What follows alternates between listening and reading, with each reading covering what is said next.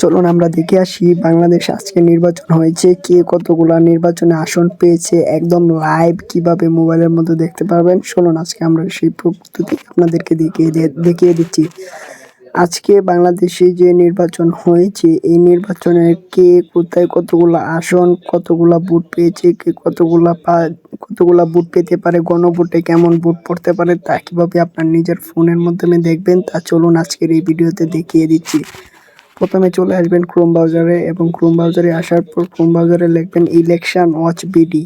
Election watch BD লেখার পর দেখবেন এখানে এই যে এই ওয়েবসাইটটি চলে আসছে। এই ওয়েবসাইটের মধ্যে ক্লিক করবেন এবং এরকম একটা ইন্টারফেস চলে আসবে আপনার কাছে এবং এই ওয়েবসাইটের মাধ্যমে আপনি দেখতে পারবেন যে এই বাংলাদেশে কে কতগুলো আসন পেয়েছে, কে কতগুলা ভোট পেয়েছে এবং কে কে গণভোটে কতগুলা ভোট পড়েছে সব এখান থেকে দেখতে পারবেন।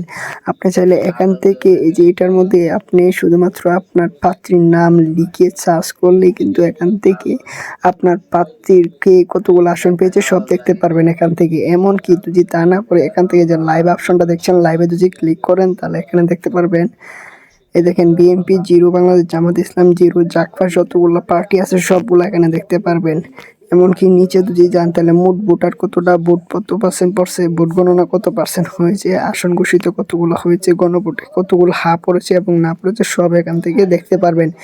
এমনকি আপনারা যদি যান যে না বাংলাদেশে আমি শুধুমাত্র একটা দল দেখবো কে কতগুলো আসন পাইছে বা আমরা আসন ভিত্তিক ফলাফল যদি আমরা দেখতে চাই তাহলে এখানে দেখেন আসন ভিত্তিক ফলাফল রয়েছে।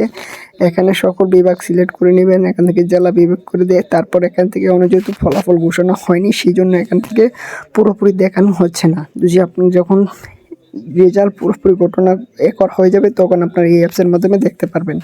এমনকি বিভাগীয়ভাবে কোন বিভাগে হচ্ছে সবগুলো এখান থেকে দেখতে পাবেন। এখনও ডাটা লোড হচ্ছে না বিধায় এখান থেকে দেখতে পারবেন, এমনকি লাইভ রেজাল্টও দেখতে পারবেন। এখানে যদি লাইভ রেজাল্টে চান তাহলে লাইভ রেজাল্টও দেখতে পারবেন। যখন সরকারিভাবে আপনাদের ভোট গণনা করা শেষ হবে তখনই আপনারা এখান থেকে পুরোপুরি বিস্তারিত দেখতে পারবেন। মানে এখান থেকে কোন দল নির্বাচনী আসন কতগুলো পাইছে, কোন দলে পাইছে, সকল প্রার্থীদের দেখতে পারবেন, নির্বাচনী পূর্বাভাস দেখতে পারবেন, মানচিত্র দেখতে পারবেন, বিভাগ ভিত্তিক নির্বাচনীও দেখতে পারবেন, আবার নির্বাচনের মধ্যে নিয়ম অনিয়ম সবই দেখতে পারবেন। এমনকি আপনি এখান থেকে অভিযোগও জানাতে পারবেন। তো এই অ্যাপসের মাধ্যমে আপনারা টিভিতে না থাকি এই অ্যাপসের মধ্যে নির্বাচনের ফলাফল দেখতে পারবেন খুব সহজেই।